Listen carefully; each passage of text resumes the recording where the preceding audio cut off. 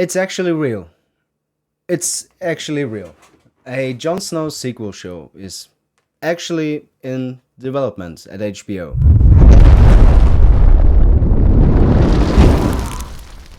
When I first heard about the news, I was not that happy. I mean, see for yourself. What story would there be to tell? Like, is the Night King just coming Uh, back, or somehow the Night King I returned? don't know. What's this gonna be? A comedy show with Torment? Bro, imagine just young Griff showing up, John Connington, fucking Dude, Ariana I will Mattel, do that. Sorella Sand, Yeah, everyone. you It's know just what? I will do that. I will put John Con in there.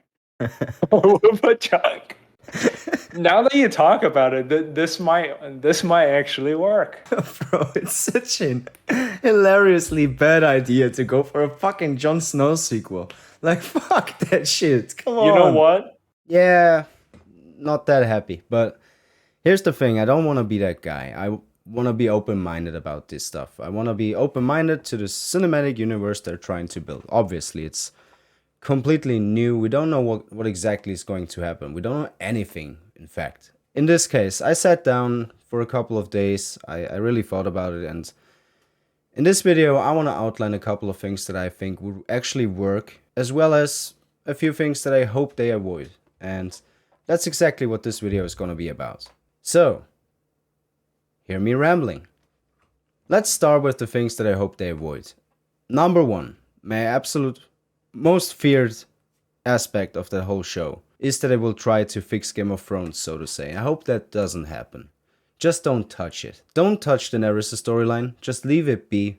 Don't explore Drogon at all. Don't explore Arya Stark, west of Westeros. Please leave it alone. Leave it be. Just focus on Jon Snow. Don't introduce a fucking ice dragon or something. Please don't do any of that. Just focus on the wildlings. Come up with a neat little story and don't overdo it. Really. What I mean by that, overdo it, is just trying to fix something. It's like trying to fix a sinking ship with like duct tape. So here's the thing, right? Kit Harington came up with this idea. He approached writers and directors. He built his own team, and he pitched it to HBO as well as George R. R. Martin. I respect that a lot. I said it in the other video just the other day. I really respect that. To be so passionate about the character that you actually go out of your way to think about potential storylines, stories that you still can tell. I respect it a lot. Kit Harington went through a lot. He had a very rough time saying goodbye to Game of Thrones, saying goodbye to the role. And if you look at what happened in season 8 and the fan reaction to it, it makes sense. If you play a character for 10 years and all you see on the internet is people making memes about it, I don't want it, you're my queen, that kind of stuff, that's gotta hurt, right? It just has to. If you dedicate a decade, your early 20s up until you're 30, to one role, you become famous all around the world because of this role, and all you ever see after the story concludes are memes, are people being negative about it everywhere.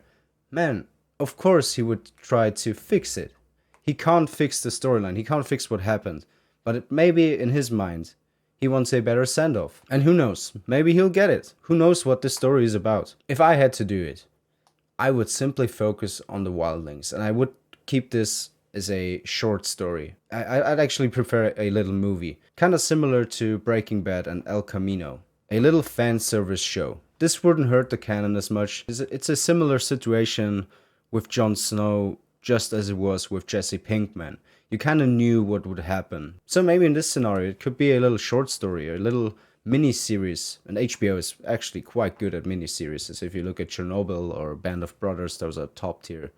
Top of the food chain. One of the best television series ever. So maybe it could be something like that about Jon going north, resettling, uprisings, because we know the wildlings, they were very, very, very hard to unite. Just go back and listen to Man's Raider. We know how hard it was. So maybe there could be a couple of uprisings, other people wanting to take over, and obviously him being the leader and Tormund being around, and the wildlings fighting against the others with him. Maybe this could be something that could be explored in a mini series. And I really hope we don't do a story arc about Jon going south to take care of the Drogon situation, and it's all suspicious.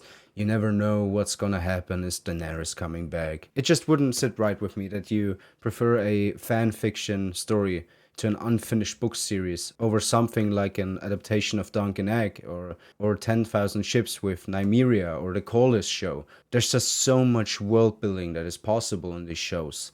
So much that could still be implemented from the original source material because Game of Thrones didn't bother with introducing it. All of the magical aspects, all of the political drama coming back, and man, it's the first time, and I kind of repeat myself to the video I released a couple of days ago, but it's the first time that it actually feels a bit corporate. Like, here's a character, the fans love him all around the world, everyone's gonna be all over it, it's gonna make money, it is what it is. I just hope they don't go the Marvel and Star Wars route, where they just bombard you with fan service all over the place. I want something new, I want something creative. I want these first couple of shows to really, really take their time and kind of reintroduce us to Westeros. To really show us how incredible that world is. Especially with the Dunk and Egg show. That, oh my god, you guys know how much I love these stories, these novellas. It's just so beautifully written. It's some of George R. R. Martin's best work, in my opinion. And it's just a wholesome story set in a brutal, chaotic, and dark world. And I would love to see it on the screen. And it could be explored through multiple seasons. And it could introduce characters that then again are vital for this cinematic universe. Just imagine a live-action Bloodraven. You have to introduce this character at some point. We didn't get him in Game of Thrones. He was recast and Max von Sydow's character took over, which was fine. It was like, whatever. At that point, it was already clear that magical aspects and everything that was related to the green seeing abilities just didn't make the cut on Game of Thrones. And I made my peace with that, but maybe we can still explore it. Just imagine an anthology series about Bloodraven, where each season depicts another arc of his incredible journey, and we kind of skip back and forth, and then in the end he would go to the Wall. We could see him leaving for the Wall.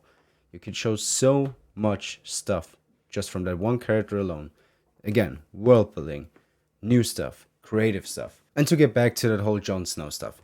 I mean, as long as it's not as big in scale, I wouldn't have too much of a problem with it now that I calmed down a little over the last couple of days. Let's be honest, if Jon Snow goes south, for whatever reason, there's something going on, they need Jon Snow to come in, it's just a continuation of Season 8. It's just Season 9. It's actually quite funny. Just the other day I was browsing and there's Maisie Williams talking about the Jon Snow sequel and also talking about how much she would love to go back one day to reprise her role as Arya Stark.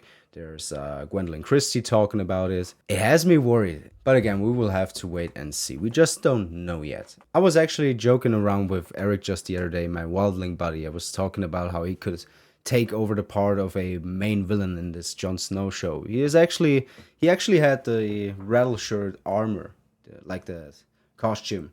So maybe, she's just gonna be the new rattle shirt, and we will see. As long as you don't go south, buddy, I'm all here for it. Now I'm obviously joking, but that's another thing. Like, I would be very, very happy for all the guys that worked on the project. I got to know a few of those over the years, and they had nothing but amazing stories to tell. It was just a whole family working on the project, and Kit Harington was very much a part of that. I'm kind of going back and forth with it. Obviously, I would take Corlys, Dunk and Egg, as well as 10,000 Ships over this show. And I could come up with a couple of other shows that I would love to see over this one. But then there's stuff like this where I'm like, well, if it doesn't hurt the canon as much, or if it's an El Camino type of story that doesn't hurt anyone, and if you can come up with a compelling story north of the Wall, just go for it. And that is kind of where I'm at the minute. I'm just not sure. And we can't be sure because we don't know anything about it yet. For a fact, we don't even know if it is ever going to make it past the script stage. So let's just wait and see. Thank you guys so much for watching. Please feel free to have a discussion down below in the comment section. I'd like to hear what you guys have to say. Yeah, that is all I have for today. Take care and see you later. So what if Jon Snow finds a dragon egg north of the wall, and then he has a dragon again, and then he's gonna like fly south because Drogon is acting up and attacking King's Landing, and then dragon against dragon, and Jon Snow is a Targaryen, and